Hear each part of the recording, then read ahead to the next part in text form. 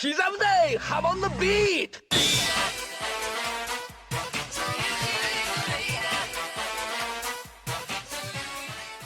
One of the JoJo series' most overlooked characters is the Runaway Girl, also known as Anne, the young girl who momentarily joined the group for a part of their adventure in Stardust Crusaders. She appears in only 16 of Part 3's 152 chapters and in only 6 of the anime's episodes. Despite this, she makes quite the impression, and people often wonder why she was quickly written out, and how the series might have turned out differently if she had stayed around.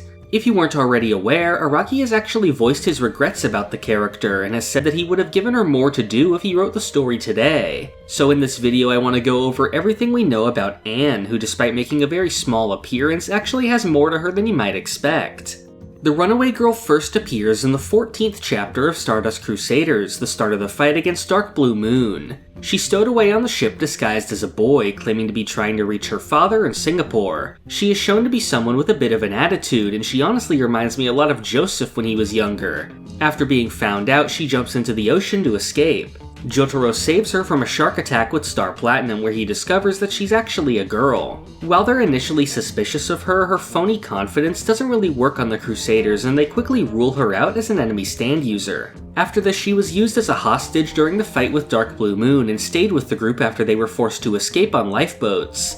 In the following arc, she and the others boarded the Strength ship and encountered its orangutan stand user. That whole shower scene seems to be a reference to one from the 1986 movie Link, a horror movie about a killer orangutan. This was a bit of a trend with Part 3, which references a ton of horror movies across many fights. After the group arrived in Singapore, she continued to follow them around. She claims that her father agreed to meet her in a few days, and they let her stay with them for the time being.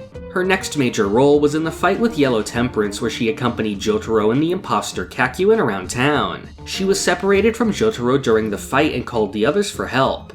After the fight, the group boarded the train to India when Polnareff wonders where she went. He suspects that she's lying about her father and is actually an orphan. We see that she really kept following them on the train and is dreaming about Jotaro. Her final appearance comes a short time later during the Wheel of Fortune fight. They find her hitchhiking on the side of the road to Pakistan, and she reveals that she was lying earlier and that she actually ran away from her parents in Hong Kong. She sticks around during this fight, with her final appearance in the manga being when the others say they're putting her back on a plane to Hong Kong.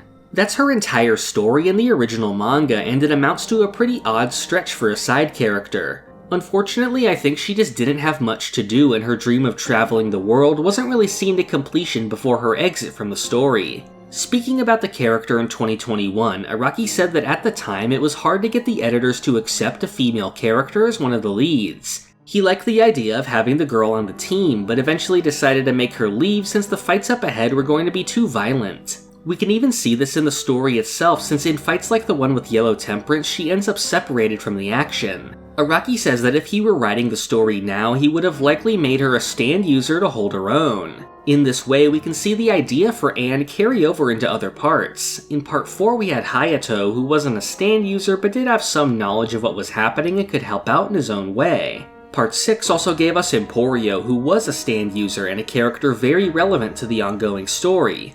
One thing you might notice if you're a fan of the anime is how I referred to this character as the Runaway Girl. This is because back in the original manga, she actually didn't have a name. It wasn't until the anime adaptation of Part 3 where she was finally given one. The producers asked Araki to come up with a name for her, and he gave her the name Merlai Anne. In the anime itself and other media, they just call her Anne, but her full name actually has some significance. Merlai Anne is a pun based on the Merlion, the official mascot of Singapore, although it is somewhat strange when we know that she was only lying about being from Singapore and actually ran away from Hong Kong. So I think it's possible that this may even be a fake name she came up with herself. Beyond the manga, Anne actually has made some more appearances. The first of these was in the 1992 drama CD adaptation of Stardust Crusaders. This was the first ever JoJo adaptation, predating any of the anime, OVAs, or games. It was divided into 3 volumes, first covering the beginning of the story, then the fight with J. Guile and Whole Horse, and finally the fight with Dio. One of the most notable things about this adaptation, though, is that the first volume actually features a fight with an entirely new stand, Strange Relation. And just as notable is that Anne actually appears in this fight. In the drama CD, she's voiced by Konami Yoshida, and like the manga, she doesn't have a name and is instead referred to as just Bad Girl. The part of the drama CD she's in takes place in India, so in between the fights with Yellow Temperance and Jay Guile. Strange Relation takes the form of a pipe organ played by an old man, and the song it plays can control the minds of stand users. Anne plays a minor role in the story, appearing at the beginning with Kakyoin, Polnareff, and Avdol doing her typical back and forth banter with them. There's actually some nice continuity here when Kakyoin is controlled by the song, and she says that it reminds her of the fake Kakyoin back in Singapore.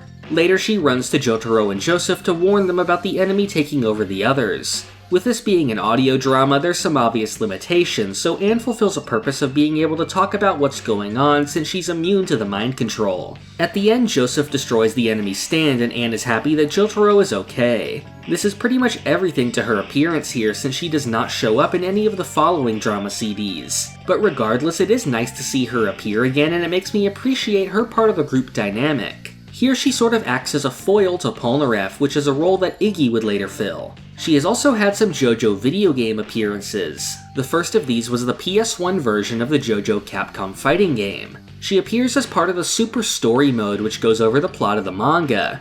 This adapts the fight with Dark Blue Moon, which takes the form of a QTE, and then the fight with Strength, which is a shooting minigame where you have to shoot at forever while avoiding Anne. That's pretty much the last time she comes up here, since the game adapts the fights with Yellow Temperance and Wheel of Fortune without her having any dialogue. Although when ZZ is defeated, she is still there on the picture of everyone laughing. Her voice lines in the game are done by Junko Takeuchi, who is actually very well known as the voice of Naruto and Gon. Her only other game appearance is as a unit in the mobile game Pitter Patter Pop, where she is a unit alongside Jotaro. Lastly, we come to the anime, where as I mentioned before, she was given an official name for the first time. Here she is voiced by Rie Kugimiya, who is known for voicing Alphonse in Fullmetal Alchemist, as well as Haruka from the Yakuza or Like a Dragon series. The anime actually does a bit more with the character as well. A new scene was added of the group checking into the hotel, where she refuses to share a room with Polnareff and makes them get her own room. The most notable change, though, comes from her final appearance, where she's actually given more of a proper send-off. This new scene shows them actually putting Anne back on the plane home. They explain the nature of their journey to save Holly and convince her to go home to her parents. And finally, she sees Jotaro one more time as he sees her off. Since Anne leaving was very abrupt in the manga, I'm glad they added this scene here since it makes the character have a much more satisfying conclusion. Overall, Anne is a very interesting character. You can see the ways Araki was trying to make her implementation work, as well as how it didn't really pan out. In the previous parts and even previous Araki manga, he has child characters and supporting roles. Poco in part 1, for example, is very similar to Anne, but he isn't part of the whole story and just has his own arc within a couple fights, which makes him more of a cohesive part of the story. Part 2's Smokey was set up as a sidekick for Joseph, but like Anne, didn't play much of a role in the plot. He more served as a stand-in for the audience to learn about Joseph and what happened to the Joestars between part 1 and 2. Although Smokey did notably return for the ending and even got a nice epilogue, which is still better than Anne's departure in the manga.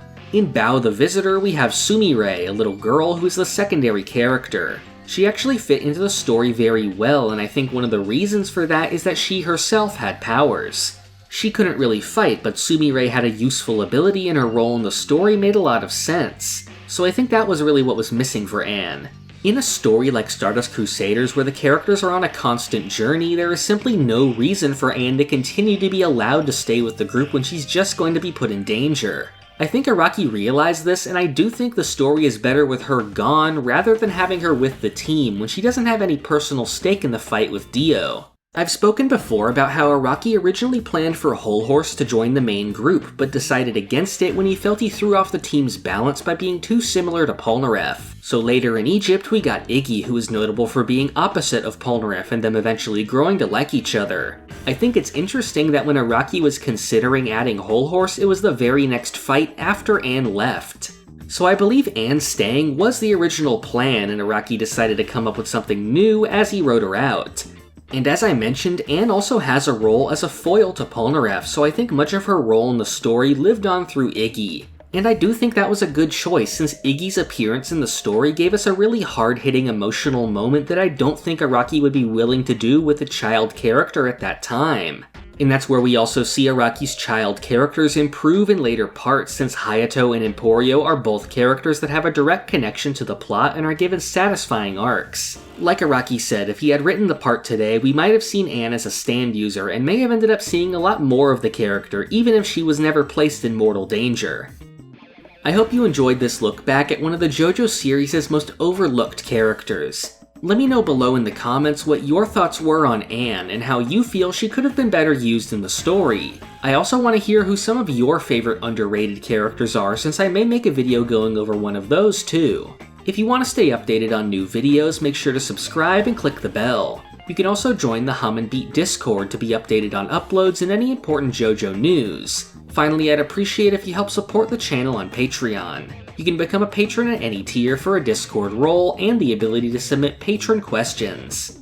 This video's question comes from Perry. They ask if there's any aspects of JoJo as a series that I dislike. Well, since I love JoJo so much, I'm not sure I could really single out something I completely hate about it, but I'm pretty sure I can come up with some disappointing aspects. I kind of went over one in this video since I didn't like how Anne's character was handled. For another one, I think I also don't like how the series often approaches time.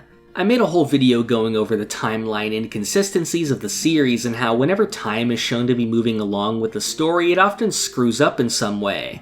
The biggest offender was the timer alongside the last arc of JoJolion, which just did not make sense at all and was ultimately not that necessary. Outside of stuff like that, I really just don't see that much negative, but I'm really like that with most things I like. If you want to submit a question, you can join the Patreon at any tier and leave it in my page's community chat or in Patreon DMs. You can get to the chat by clicking on the left side of the screen on Patreon. I try to answer one question per video, but I don't have many questions to choose from, so I ask that if you're a patron, please submit some questions. There's no limit to how many you can submit, and they're all very likely to be answered. Thank you for watching.